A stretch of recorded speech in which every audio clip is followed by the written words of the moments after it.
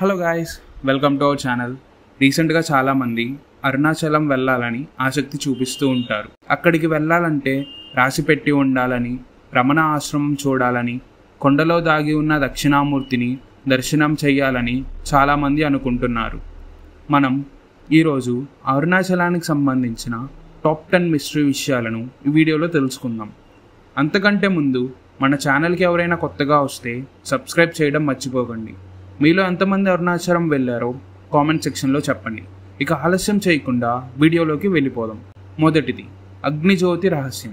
ప్రతి సంవత్సరం కార్తీక పౌర్ణమి రోజున కొండ మీద వెలిగించే మహాదీపం మానవుల చేతిలో పెట్టబడేది కాదని కొందరు చెబుతారు. సరిగ్గా రాత్రి 12 గంటల సమయంలో కొండపై సహజంగానే ఆ దీపం వెలుగుతుందని, దాని దగ్గరికి ఎవ్వరూ వెళ్ళలేరని చెబుతారు. ఆ అరుణాచలం శివుని జ్యోతి రూపంలో దర్శనమిస్తుందని భక్తులందరూ వస్తారు. కొందరు ఊహాగానాల ప్రకారం ఆ దీపం వెనక గుప్తగుహ శక్తి కేంద్రం ఉందని అంటారు. రెండవది, రమణ మహర్షి గుహలో కనిపించే కాంతి. విరూపాక్ష గుహలో కొంతమంది భక్తులు ధ్యానం చేస్తూ తెలియని కాంతి రూపం కనపడిందని చెబుతారు. ఆ కాంతి ఏదో రూపం తీసుకొని ఎవరికో సందేశం ఇచ్చి ఆ తర్వాత మాయమవుతుంది అంట. కొందరు సాధువులు ధ్యానం చేస్తూ ఉన్నప్పుడు నల్ల సర్పం వచ్చి వారికి ఎదురుగా ముడుచుకొని పడుకుంటుంది. అది భయపెట్టడానికి కాదు, అది శివతత్వం జాగృతి సంకేతమని మహర్షులు చెబుతారు. దానివల్లనే వాళ్ళ శరీరంలో ఉన్న సృష్టి చక్రాలు మేలుకుంటాయని నమ్మకం. కానీ దాని భయంతో తరిమిన వారికి అనార్థాలు జరుగుతాయని కూడా పుకారులు ఉన్నాయి. మూడవది, అదృశ్యమవుతున్న సాధువులు. గిరి ప్రదక్షిణ చేసే భక్తులు కొందరి రాత్రివేళ గల్లంతవుతారంట. ఆ తర్వాత వారి జాడ ఎవరు కనుగోలేరు. స్థానిక కథల ప్రకారం కొందరిని అరుణాచల దేవుడు స్వయంగా ఆత్మలో విలీనం చేస్తాడని, మరికొందరు మాత్రం మాయా గుహలో బంధిస్తాడని పుకారులు ఉన్నాయి. ఇందులో అక్కడ ఉండే చెడ్డవాళ్ళ హస్తం కూడా ఉండే అవకాశం ఉంది. కాబట్టి ఇందులో ఎంత నిజం ఉందో ఎవరికీ తెలియదు. నాలుగవది, ప్రాచీన శాసన రహస్యం.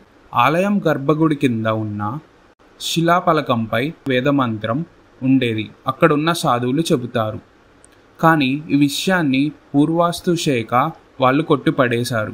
సాధువుల ప్రకారం ఆ శాసనం పూర్తిగా చదివిన వారికి జ్యోతిర్లింగ రూపం ప్రత్యక్షం అవుతుందని, ఎవరైనా దాన్ని బలవంతంగా చదవడానికి ప్రయత్నిస్తే వారికి మరణం కూడా సంభవిస్తుందని చెబుతారు. ఐదవది, గిరి ప్రదక్షిణలో ఎదురయ్యే నీడ. కొందరి భక్తులు రాత్రి గిరి ప్రదక్షిణ చేస్తూ తమ వెనక ఒక నీడ వస్తుందని గమనిస్తారు. తిరిగి చూసినప్పుడు అక్కడ ఎవరూ ఉండరు. కానీ ఆ నీడ కొందరికి వారి ప్రస్తుత జీవితాన్ని మార్చే సూచనలు ఇస్తుందని అంటారు. కొంతమంది ఆ నీడ చెప్పిన ప్రకారం వాళ్ళ జీవితాలు మారాయని చెబుతున్నారు. ఇందులో ఎంతవరకు వాస్తవం ఉందో ఆ నీడ మనకి కనిపించే వరకు ఏమీ చెప్పలేం. అలానే దేవుడి శక్తిని కించపరిచే సాహసం కూడా చేయలేం. ఆరవది, మండపంలో గుర్తు. అరుణాచలంలోని ఒక మండపంలో నక్షత్రం గుర్తు ఉంది. అది దేవతల లోకాన్ని భూలోకాన్ని కలిపే ఒక టైం పోర్టల్ అని చెబుతారు. అరుణాచలేశ్వరుడు ఆ పోర్టల్ ద్వారానే అక్కడికి వస్తాడని, గతంలో చాలామంది మహర్షులు దాని ద్వారానే మోక్షం పొందారని కూడా అక్కడ పుకార్లు ఉన్నాయి. మరీ ముఖ్యంగా అరుణాచలంలో మరో డైమెన్షన్ ఉందని పుకారులకు ఆ నక్షత్రం గుర్తు ఆధారం అయింది. ప్రవచనకర్తల ప్రకారం అరుణాచలంలో దక్షిణామూర్తి ఉండేవాడని, ఆయన మనుషులకు జ్ఞానం పెంచుతాడని వాదనలు ఉన్నాయి.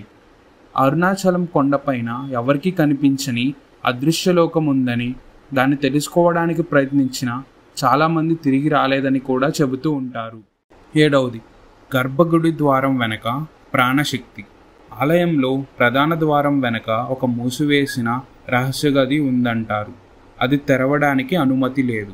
దానిలో అరుణాచల అగ్నిస్వరూప శక్తి నిక్షిప్తపై ఉందని, అది మానవ దృష్టికి ప్రమాదకరమైన శక్తులని నమ్ముతారు. పూర్వాస్తు శాఖ ప్రకారం ఆ గదిలో నిధులను దాచిపెట్టారని, సరైన ఆధారాలు లేకుండా దాన్ని తెరిస్తే ప్రమాదంలో పడతామని చెబుతారు. ఆ గదిలో ఏముందో అరుణాచలేశ్వరుడికే తెలియాలి. ఎనిమిదవది, అగ్నిఛాయ ఫోటో రహస్యం. కొందరు భక్తులు కొండ ఫోటో తీస్తే చిత్రంలో అగ్నిమంటల మధ్య ఒక ముఖం కనిపిస్తుందని చెప్పారు. కానీ ఇందులో ఎలాంటి వాస్తవం లేదని శాస్త్రవేత్తలు చెబుతారు. అది కాంతి మాయమని, శివుడి దర్శనమే అది అని భక్తులు వాదన. నాకు తెలిసినంత వరకు అరుణాచల కొండ ఫోటో తీయడం వల్ల అక్కడ ఎలాంటి సీక్రెట్స్ బయటపడలేదు. అది కేవలం అపోహ మాత్రమే. కానీ అరుణాచలం కొండ స్థితులు మాత్రం చాలా కాలం నుంచి ఉన్నాయి. ఈ విషయం శాస్త్రవేత్తలు కూడా ఒప్పుకుంటారు. పైగా ఆ కొండ ఒక అగ్ని పర్వతం అని కూడా వాళ్ళు చెబుతారు. కృతయుగం నుంచి అది తన రూపాలను మార్చుకుంటూ కలియుగంలో అరుణాచల కొండగా ప్రసిద్ధి చెందింది. 9వది మాయా ఆశ్రమం. కొండ వెనక భాగంలో ఉన్న ఒక పాత ఆశ్రమం ఉంది. అది రాత్రివేళ ఎవరికీ కనబడదు. ఉదయం మళ్ళీ ప్రత్యక్షమవుతుంది.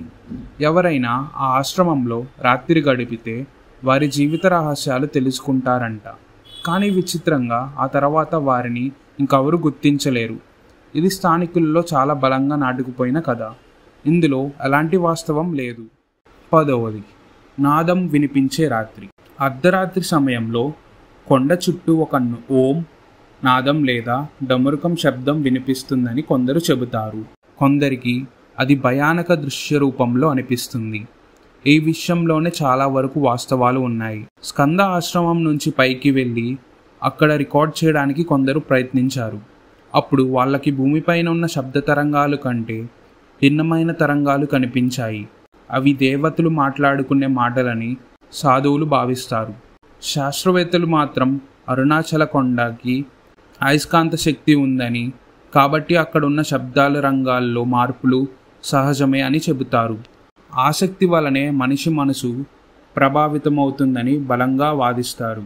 విజ్ఞానం దైవత్వం ఏదైతేనేమి అరుణాచలాన్ని దర్శిస్తే మాత్రం ప్రశాంతత లభిస్తుందనేది మాత్రం నిజం. అరుణాచలం గురించి ఇంకా తెలుసుకోవాలంటే పార్ట్ 2 కావాలనుకుంటే కామెంట్ చేయండి. అప్పటి వరకు ఈ వీడియోని లైక్ చేసి షేర్ చేయండి. సబ్స్క్రైబ్ చేసుకోండి.